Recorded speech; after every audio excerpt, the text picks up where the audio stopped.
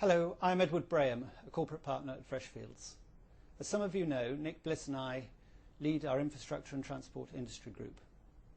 One of today's hottest topics is the debate about the shape of the recession. Is it a V, a U, a W, an upside-down square root sign, or some sort of lazy signature? No one has a crystal ball, certainly not me. But one common theme is stimulus.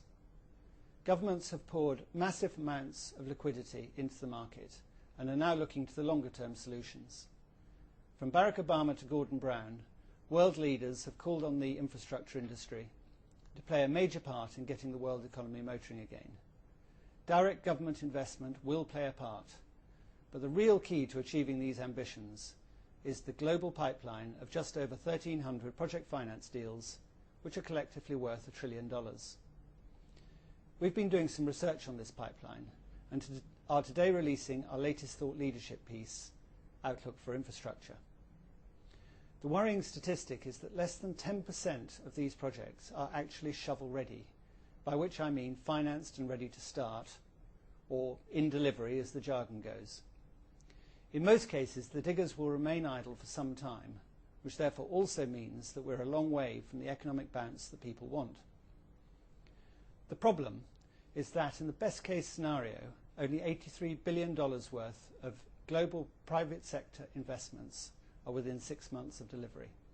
That's around 1% of the world's total economic output, which doesn't feel to me anywhere near enough to deliver an immediate kickstart to the economy.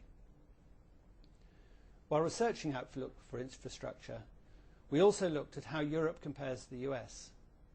What we see is that Europe is set to reap a much earlier infrastructure boost than the US.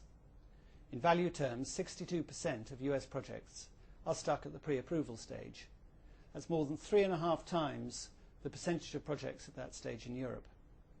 To put this into context, in relative terms, only the Czech Republic, Sudan and Senegal have a more serious logjam at this early stage of the process. Part of the US's predicament lies in the fact that project finance has only recently emerged as a significant tool for delivering infrastructure projects.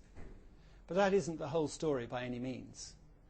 In the US and elsewhere, there are significant financial, political and bureaucratic bottlenecks that result in major logjams. Our report goes into this in some detail and makes interesting reading.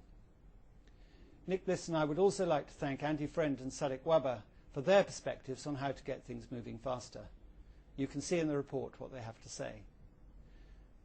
We hope Outlook for Infrastructure will encourage debate among industry leaders, and we would like to think that it contributes to changes which debottleneck the process and make for a better recovery from the recession. Thank you for listening, and as ever, Nick and I would appreciate any feedback you have for us.